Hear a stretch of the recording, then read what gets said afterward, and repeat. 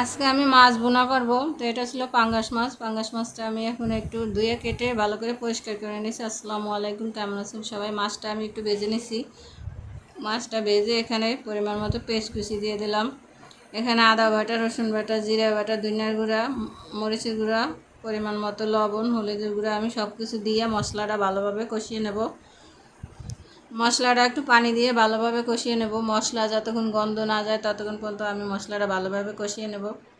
এই মশলাটা অনেকে আছে মশলা ভালোভাবে কষায় না দেখে তরকারি দিয়ে দেয়, মাছ দিয়ে দেওয়ার ভিতরে ওইতে একটা মশলার একটা গন্ধ আসে।